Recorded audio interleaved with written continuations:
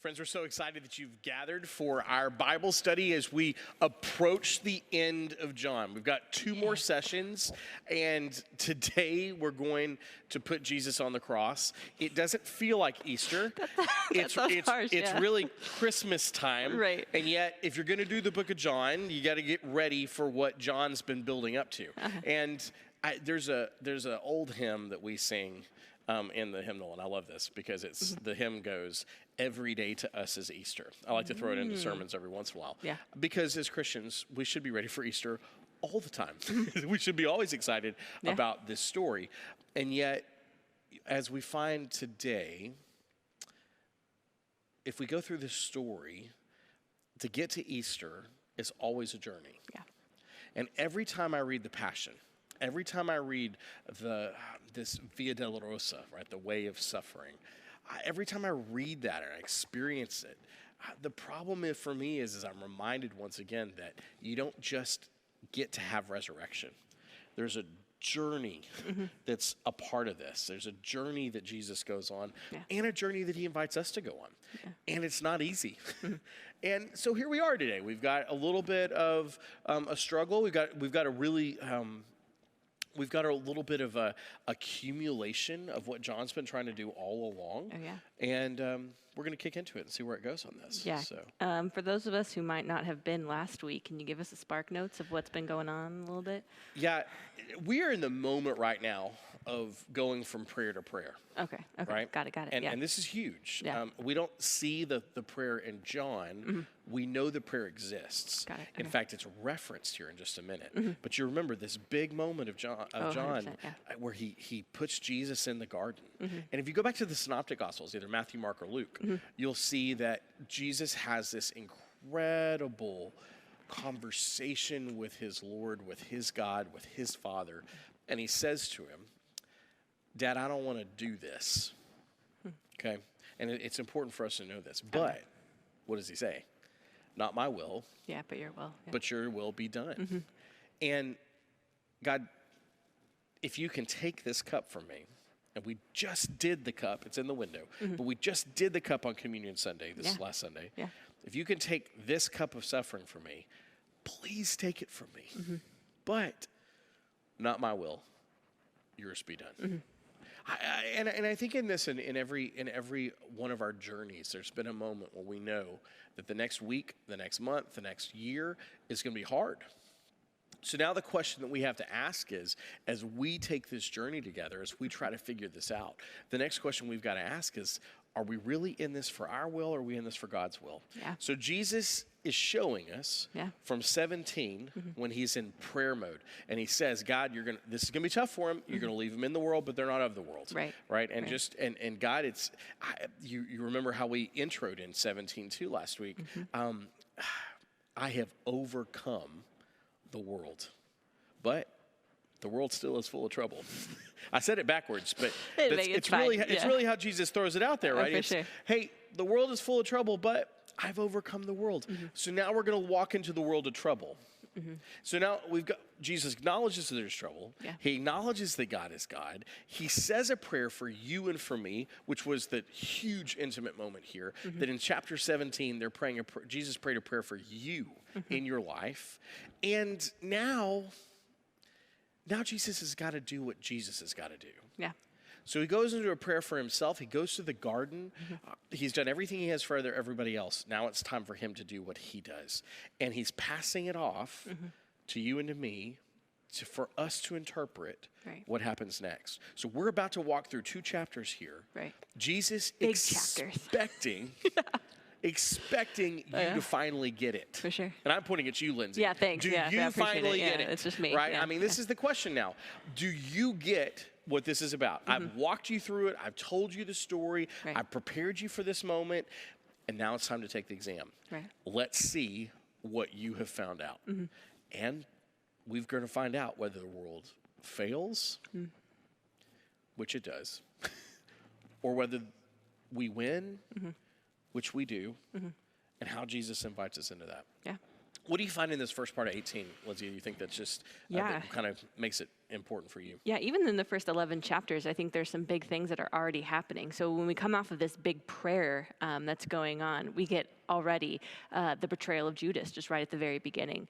And something that cool, again, those kind of Easter eggs that we keep seeing of the Old Testament coming into the New Testament, the Gospel of John, is actually in verse 5. So Jesus, again, starting in verse 4, Jesus, knowing all that was going to happen, went out and asked him, "Who is it that you want?" Speaking to Judas. And they say, "Jesus of Nazareth." And he says, "I am he."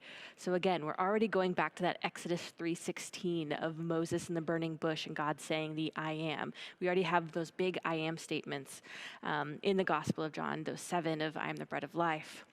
And so forth. And now we have this "I am he." So again, kind of that declaration and proclamation of who Jesus is already kind of at the start of this journey into the world and with these people. And then he says it again, "I am he." And again, they asked, "Who is it that you want?" "Jesus of Nazareth." And Jesus answered, "I told you that I am he. If you're looking for me, then let these men go." So already he's going on this trip, this journey alone, knowing that he has to. And I don't know if we'll get into this next week or not, but it's really cool, even in kind of the prayers last week and kind of the suffering that's happening and this idea of loneliness that's coming with Jesus being by himself. It's in these places and ways that God redeems. Jesus redeems these emotions, these feelings that we have too, knowing that Jesus did and walked these same things that we are feeling now in COVID and all these places, to know that he knows how to feel that. He has walked through this and is getting that redemption, the carrying those burdens with us to the cross, to know that we never have to experience that by ourselves again because Jesus is always with us. So already there's so many things going on. So. And I think what you do is you bring up an important point here. There's 2 narratives going on. Mm-hmm. There's what Jesus is doing, right, which is saving you and me. And there's how people respond. Ooh, that's good. Yeah. Again, belief and disbelief almost. And that's where we're leading into John here. Mm-hmm. Yeah. Remember what we said as we began John. John is about belief. Mm-hmm. In fact, in a few moments or in a week or so, maybe even 2, we remember that invitation that the end of John gives us. Mm-hmm.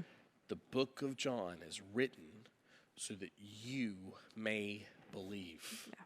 Okay? But before we get to what you believe, let's get to what the people believed.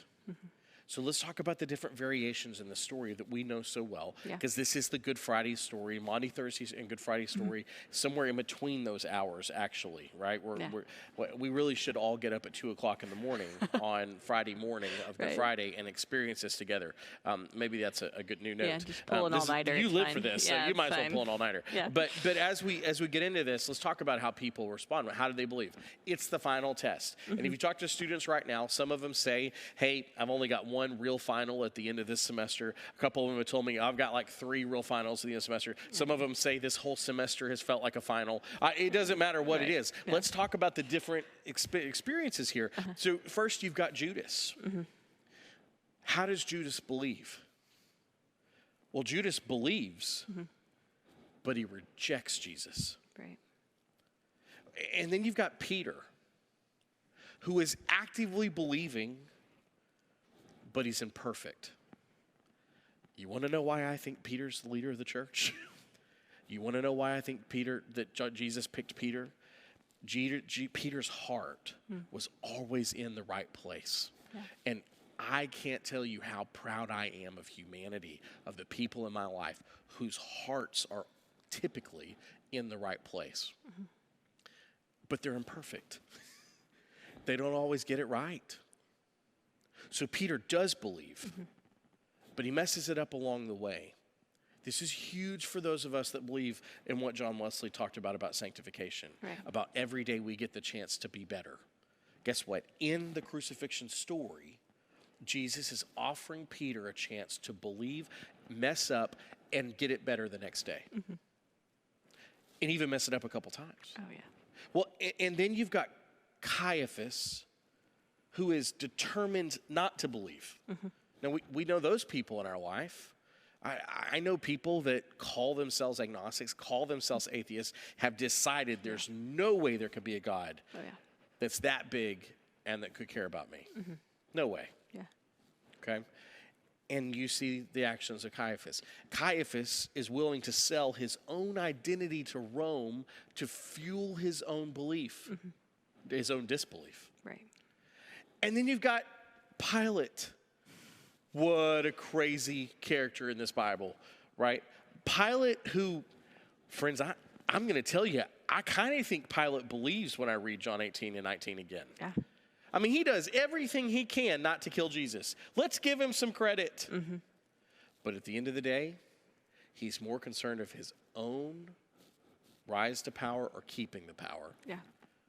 that he does nothing. Yeah, and that's kind of where all of this kind of intertwines as well. We almost have kind of two separate trials that are going on, one of the Jewish authorities and then one of the Roman authorities. And again, this is where the intermixture of, Matthew's account of the Passion, Luke's account of the Passion, and then John all kind of come together.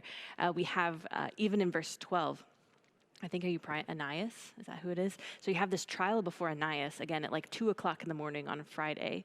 And then in Matthew, there's this hearing of Caiaphas right after that. And then they go into the Sanhedrins and have this big trial. Again, all of this in the Jewish kind of religion and realm to say, no, like we don't need this. And so obviously shady things are happening at night with all of these, backdoor conversations that are happening just to get Jesus out, because he was such a threat to the Jewish authorities and just to the Jewish culture in general. So when we have all of these Jewish authorities and all these trials, then it goes into the Roman authorities. So now we're talking, instead of just religion, this is like now political. This is everything in the kind of the worldly sense. So Jesus is put on trial in religion and also put on trial in culture and the politics and the economics of today with Pilate, having that first hearing before Pilate, and then also in the Gospel of Luke having the hearing with Herod, again, which we kind of know from the very beginning of Jesus' birth, of understanding that Herod wanted to kill all of the firstborn babies, aka Jesus, right at the very beginning, so he wouldn't have to deal with all of this. So we have a hearing with Pilate and then with Herod. And then finally, again, Herod said, "This is not my problem, it's your problem." And Pilate has to then have a last final hearing. And that's kind of where we always get the big trial with Barabbas and everything like that. So. And while he's there, right, and Pilate is grilling Jesus, while Jesus is surrounded by all of these nasty politics. Thank God we have no nasty politics going on at all in this country that we're living in at the moment. But right there, he's surrounded by all of these nasty politics. And what does Jesus say that, man, this brings it home. You ready? Yeah. What does Jesus say to Pilate? Who do you say that I am? Who do you say? Who says that I'm a king? Yeah. Jesus doesn't need to confess that he's the king. Right. In fact, he even says, I didn't come to this world to be the king. I came to this world to tell the truth, to show the truth. So what does this matter? What has all of this gospel been about? Jesus says, who do you say? What do you believe, Pilate? What do you believe?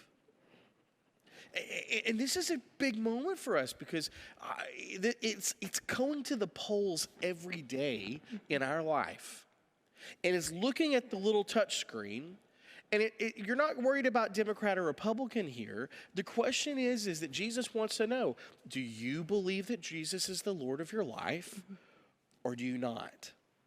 Now, there's a lot of ways to live that out. Right. You've got Judas, who actively works against Jesus. Peter, who's trying his best to work out of his belief for Jesus, but gets it wrong. You've got Caiaphas, who's got political intentions to keep Jesus down. You've got Pilate, who's just trying to stay out of the fire and just, man, let's just make it to the end of life when we find. Right. You've got all kinds of different ways you can answer that question. But when Jesus is surrounded by all of these politics about, is it Herod up here, who's the kind of deposed king of the Jews, the son of Herod, whose dad used to be powerful and he's not anymore. Yeah. And you've got Caiaphas, who holds religious power, but he can't kill anybody because the Romans have taken that away. And you've got Pilate, who's trying to make sure nobody takes over Caesar's spot so he doesn't get deposed. You've got all this nasty politics, and what does Jesus ask? Who do you say that I am? What's your relationship with me? Yeah. Because I have come here, and I am, remember, I have defined myself for you many times. I've actually defined myself for you 7 times in this gospel. I am the bread of life. Ooh. I am the way, Yep, you can do it. the truth, and the life, right? I am the good shepherd. Yes. I am the resurrection. I am the, help me out, the light of the world. Yeah, there you go. Yep. Right? You just keep going. I am the living water.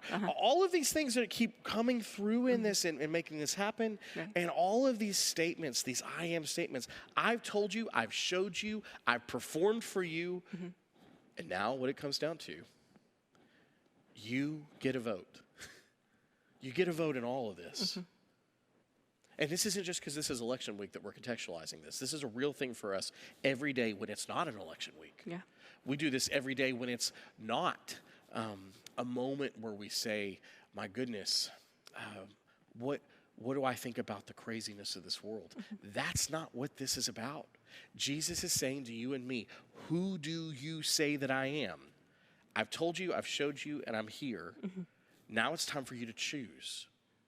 And I've got these other examples of how this can happen. It's all messy.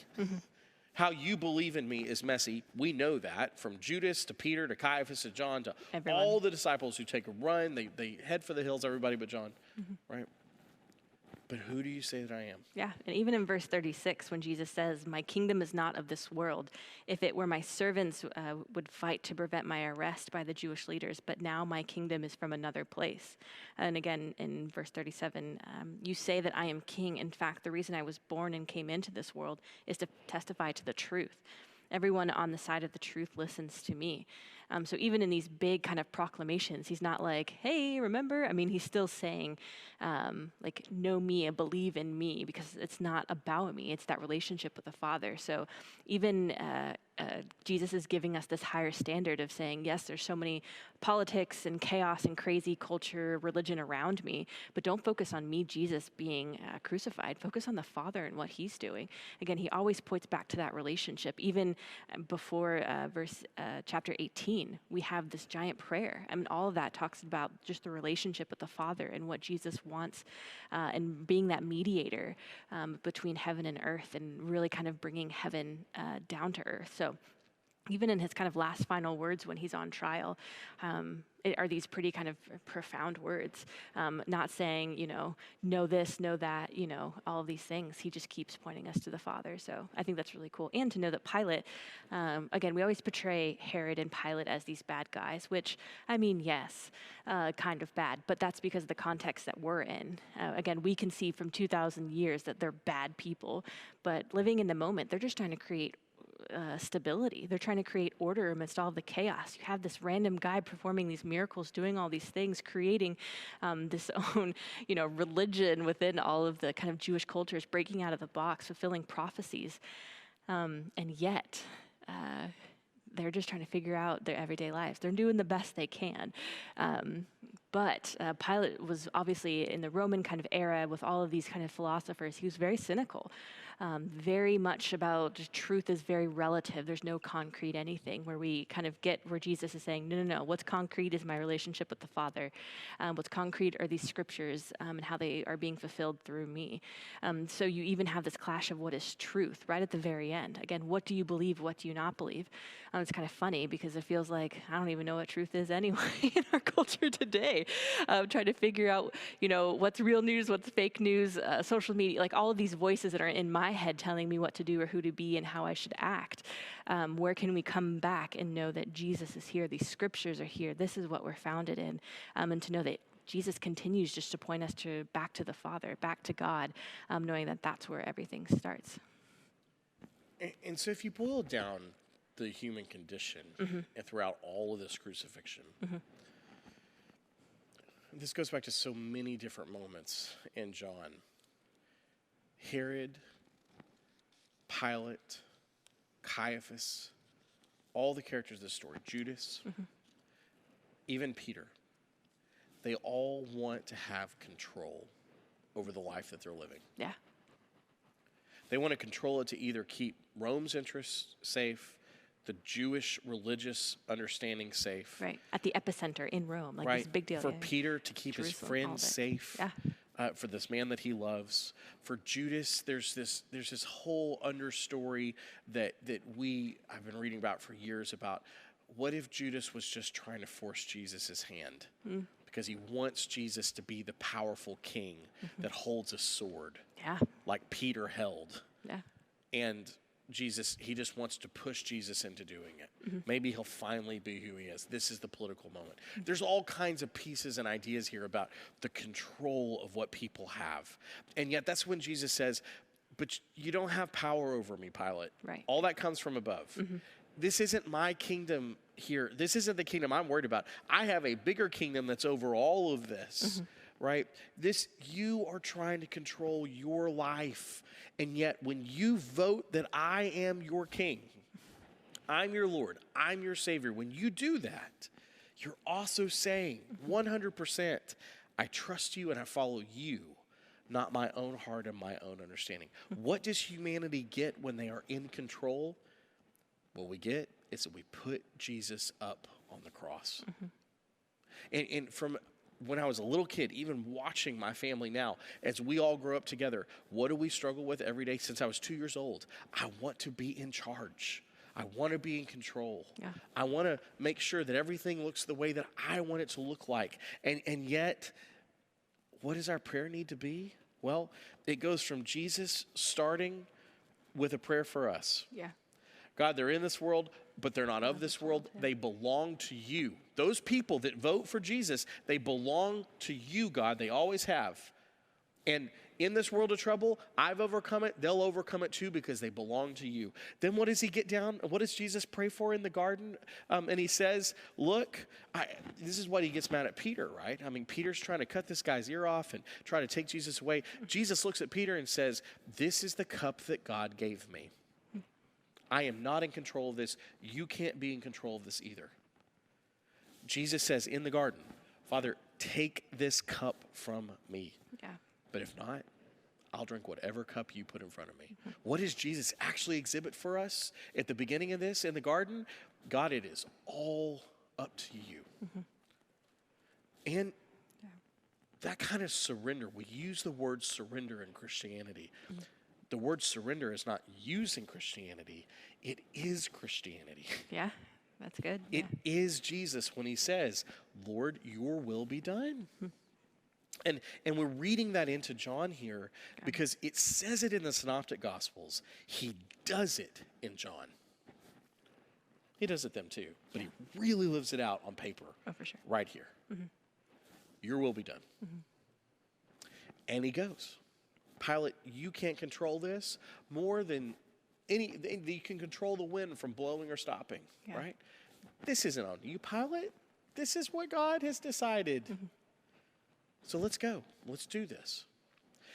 And I wonder, in my life, do I have that level of surrender? That's good. Yeah, I think even within just this context, even in chapter 19, verse 12, when Pilate's talking with Jesus, the Jewish leaders kept shouting, if you let this man go, you have no friend of Caesar. Anyone who claims to be king oppresses Caesar. So the fact that the Jewish authorities are kind of surrendering to Caesar, which is never really heard of instead of, Jesus or religion or anything like that. I mean, at what point are we going to continue to stand in our own faith when all the Jewish authorities, Caiaphas, Ananias, all of these people just wanted Jesus dead, just wanted him to be out so that, the chaos, the movement that was happening would just cease. Just to bring back order and for things to go back to normal. So even in all of this, it's really interesting to see just the Jewish authorities' response and Pilate's response, which is why I got to choose this, which is why we stop at verse 24. Because, again, it's right in this awkward middle of a paragraph, because I wanted us to solely talk about the Jewish authorities and the Roman authorities, so those of the world. And then next week, we'll actually talk more about then what are the disciples' responses, Mary Magdalene, when they see Jesus on the cross. What are we, who are we as disciples? What is our response to the cross? But right now, focusing on the world and those authorities in culture and politics and religion. They just wanted Jesus dead, whatever it took. This is what's going to happen. We see, yes, Peter denying Jesus in this, but then there's redemption, which we'll talk about next week in a conversation that he has with Jesus later. So right at this moment, we get the crucify him, which is super powerful during the Passion Week when we talk about Palm Sunday, and then the Passion of Jesus on Good Friday, and then just kind of in just the last few verses and paragraphs, carrying his own cross, he went out to the place of the skull called Golgotha, right? Yeah. Do you have any wisdom on the cross or any about the crucifixion or like where that is in Jerusalem? It's actually or something you just said is really interesting for this world we live in now. Yeah. So think about, the cross, the Passover, right, is so much of where it's not just what we're doing and where we're doing it, it's about when we're doing this. Yeah. Right? So why the Passover? Tell us the Passover story. Do you remember the Passover story? Not out of the Gospels. Let's go all the way back to Exodus, right? And and the Passover is at the end of the plagues. Yeah. The last one, right? And remember, this is not a bedtime story you tell to your children. No, but it's in the Prince of Egypt, so maybe it is. I don't know. Well, you sit your children down and you think about this. Like, we talk about the Bible being all these children's stories that we learn in Sunday school, but think about putting your kids to bed and saying, I want to tell you a story, kids. In the Exodus, the Israelites put their children to bed too. Right. And in order for everyone to be safe, they killed a lamb.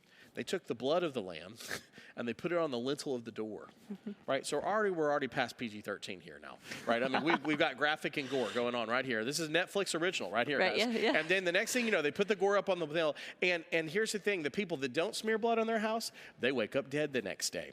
Kids, have a good night, sleep tight. I'll see you in the morning. Don't worry, we got lamb's blood. like this is not fairy tale stuff here, guys. Like this is not. But here's the thing: the Passover happens. The Egyptian firstborns die. And what does the Passover do? Well, nothing's ever the same for the Israelite people ever again after that Passover happens.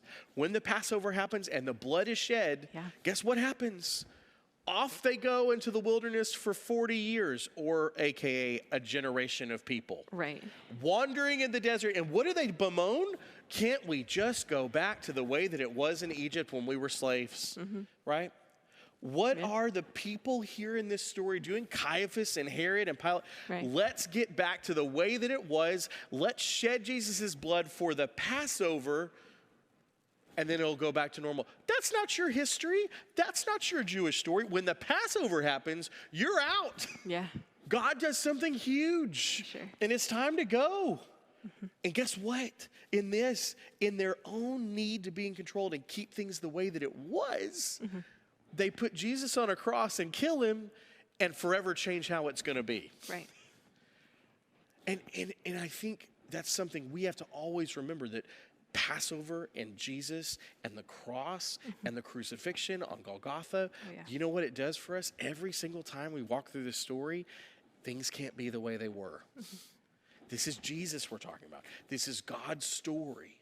And it takes us from this point of our life and moves us somewhere down the road. Yeah. And that's exactly what happens in the cross. And we get the idea that he's dead and the soldiers divide, cast lots. Yeah. Psalm 22, right? Straight up Vegas style, baby. Right, yeah. And when we even talk about, again, it was normal back then to divide all of the person's clothes or any inheritance that they might have. But again, this is a prophecy coming back from Psalm 22, verse 18. So if you look back at Psalm 22, it kind of tells the Passion narrative and just this idea of fulfillment, again, happening with Old Testament scriptures in the here and now.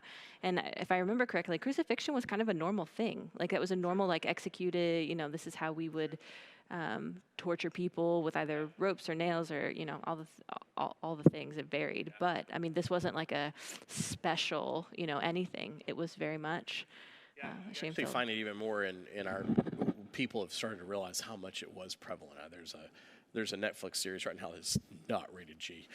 That's about it's a German interpretation of the barbarians' interaction with Rome, right? And in that, crucifixions are happening all over the place because it's a typical Roman execution method that happens all the time. And so exactly what you're saying, though, is this is the fulfillment of the fact that a long time ago, David wrote that psalm. A long time ago, people were expecting God to do something. Yeah. What do we need to do as Christians? We have to be people who are ready, that when we engage this thing that makes us Christian, that God has, is, and will have a plan for things to happen, for the world to change, for us to move. And the great question is, are we fighting to keep things the way that they were, that we like it, in the way that we order it? Yeah. Or are we willing to let God move? Mm-hmm. The people of this story were not. And I think Jesus looks at us and says, what do you think? In the John's words, what do you believe? Yeah. Just going back to Psalm 22, and then we can kind of end in this and then take some questions. Even the first verse of Psalm 22, my God, why have you forsaken me? Why are you so far from saving me, so far from my cries of anguish? And not in John, I think it's Luke. I think it's Luke, maybe Matthew, where he says these exact words. I can't even think of the Elohim. No. See, all of those. I slept since seminary. It's fine. It's fine. But again, even in the verses in Psalm 22, verse 8, he trusts in the Lord, they said, let the Lord rescue him. Let him deliver him, since he delights in him. That you've brought me out of the womb. You have made me trust in you, even at my mother's breast. From birth I was cast on you. From my mother's womb you have been my God. Do not be far from me, for trouble is near and there is no help. And kind of going into verse 16 of Psalm 22, dogs surround me. A pack of villains encircles me. They pierce my hands and my feet. All my bones are on display. People stare and gloat over me. They divide my clothes among them and cast lots for my garment. And then, of course, but you, Lord, do not be far from me. You are my strength. Come quickly to help me. Deliver me from the sword, my precious life from the power of dogs. Rescue me from the lion. Save me from the horns of the wild oxen. And it just continues to sing praises, even in the midst of all the suffering that's happening to David when he wrote this psalm, but also when we see in Jesus. Again, there's so many terrible things that are happening. The world is in still disbelief and just wanting to get Jesus over with. And yet Jesus continues to point and praise and give that relationship back to the Father. And next week we'll talk more about just what the disciples' response are to everything that's going on. What is Mary Magdalene and all the disciples, Peter, and maybe even Judas, what is happening with them, and how do they respond potentially in belief or disbelief of what's happening in the crucifixion? So, any closing thoughts before I ask you some questions? What are our questions today? What do you think? Out of the major characters in the story, who do you think most people relate to? Pilate, Judas, Peter, Caiaphas? Honestly, I think these characters are put there for us, and I think they all represent all of us at different times in our life. Oh, for sure, yeah. I mean, that's the thing. They're all living in their moment, right? If Caiaphas had to do it over again, right, yeah. after he saw the curtain rip. Oops. If Pilate had to do it over again after he fell from grace from Rome. Yeah. If Peter had to do it over again. If Judas had to do it over again. Yeah. Judas who ends his life. Peter who falls before Jesus on the beach, asking for forgiveness and redemption. If they all had to do it over again, and we as people have the chance to do our Christianity over again, it's part of the grace and the mercy of God. Yeah. So depending on what part of your life were you Caiaphas? What part of your life were you Herod? What part of your life were you Peter? The greatest Christians I know probably can identify with every single step of every single person at some point in their life. Oh, for sure. And I think even in any of these characters, just disbelief is huge. And so moments where I'm like, nah, it's totally easier to watch another episode of Netflix than read scripture. Or like, it's totally easier just to like suppress that thing that God wants me to surrender to him or talk to him about. And I'm like, nah, let's go clean the house instead or something. Again, it doesn't have to be major things. It's just the small, ordinary moments of our life. In our grief, when we get angry at God, we too can be like Caiaphas, who deeply knew God. Right, yeah. And still said, No, I don't want this. Yeah. Even Mother Teresa, if you read some of her journals and stuff, like she had this huge disbelief and doubt of even if she was a follower of Jesus. So even, the big saints that we might think all had moments of doubt and disbelief, but knowing that it's that everyday kind of moment, those conversion moments that you have, just saying yes to Jesus. They don't have to be big conversion moments, but every day when I wake up, I always try to say yes to Jesus, or some sort of small prayer of praise to know that I want my heart to be set right for the rest of the day, because it's so easy to get bogged down in everything that's around me. So, It's huge. yeah. I hope this week, as you find yourself somewhere in this story, that you too can show up and vote whatever day it is, wherever you find yourself in these people's lives. You say, yes, Lord, I believe in you. I got it. Yeah. And if we can do that, Yeah. right, it doesn't matter where we fall short in this, because they all fell short. Right. It just matters how we continue to believe and trust. And that's what Jesus' whole point of this story is in the first place. We're going to be praying for you this week, and pray for our country this week. Pray for this world this week. There are so many things to lift up to God, and yet we also know that God is looking down on us.